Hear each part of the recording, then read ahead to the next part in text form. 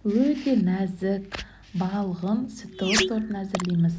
Ең алдымен YouTube каналыма тіркеліп қойыңыздар.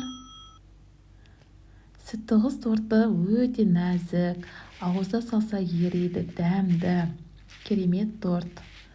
Ең алдымен бізге сгущенка, сары май, ұн, разрыхитель, жұмыртқа қажет. Ең алдымен ыдысымызға жұмыртқамызды салып, үстіне еріп тұрған сары майымызды, сгущенкамызды құйып, миксерлейміз. Сгущенкаменкі 3 желанянкі. Сгущенкамыз, сары майымыз неғұрлым сапалы болса, соғұрлым тортымыз дәмді болады.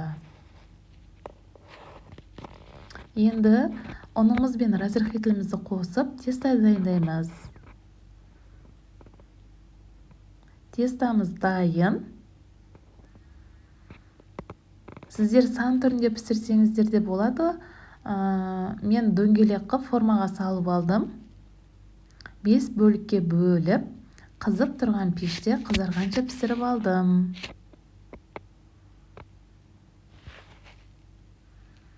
Піскен қожықтарымды суытуға қойдым. Енді кремін дайындаймыз. Творожный сырымыз бен сахарный пудрамызды жақсылап біркелкі болғанша миксерлейміз.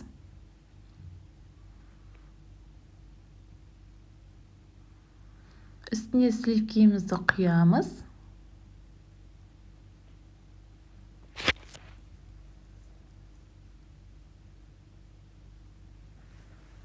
Жақсылап миксерлеп, крем дайындаймыз.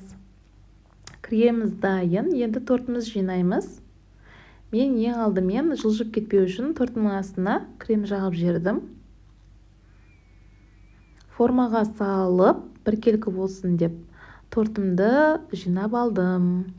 Мен холодильникке 5 сағатқа қойып қойдым тортымды, кремін жағып, бетіне пленка пакет жауып. Енді обтяжка жасаймыз. Мен обтяжка түсірмеппін. Творожный сырмен, сливкемен. Мен шоколад ертіп құйдым бетіне. Өздеріңіздің қалауларыңыздағыдай сәндей бересіздер.